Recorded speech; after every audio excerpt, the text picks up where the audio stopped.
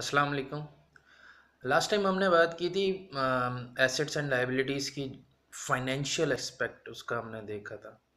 आज उसी बात को थोड़ा सा आगे बढ़ाते हैं और उसका जो है प्रोफेशनल और पर्सनल लेवल पे थोड़ा सा उसको देखते हैं। एसेट मैंने बताया था कि फाइनेंशियली वो चीज़ होती है जो कि कैश फ्लो जनरेट करे।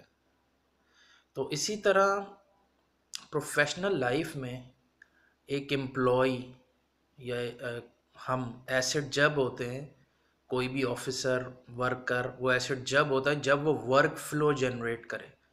जो उसकी टेबल पे काम आ रहा है वो कितनी तेज़ी से निकल रहा है, जो उसके वर्क स्टेशन पे चीज़ आ रही है वो कितनी तेज़ी से आउट हो रही है या कितनी कंसिस्टेंसी से आउट हो रही है, किस क्वालिटी की आउट हो रही है। वो जो वर्क फ्लो है, अगर वो दे रहा है एम्प्लॉई ऑफिसर तो ही इज़ एन एसेट।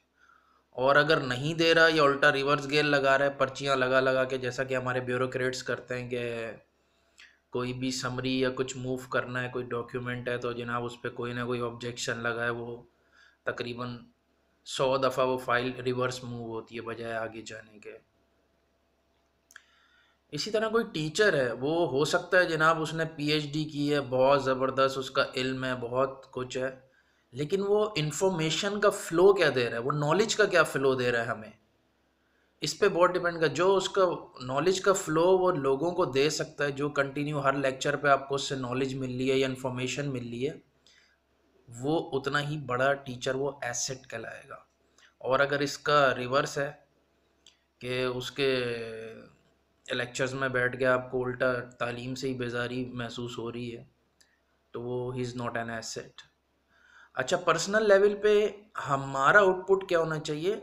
हमारा आउटपुट ये है कि हम कितनी जल्दी हमारा ब्रेन डिसीशंस लेता है, कितनी क्विकली लेता है, इन्फॉर्मेशन को कितनी अच्छी तरह प्रोसेस करता है और डिसीशंस को आगे बढ़ाता है। या हम जो आज सोच रहे हैं अगर बार बार वही सोचे जा रहे हैं तो इसका मतलब है हमारा माइंड एक जगह अटका हुआ है।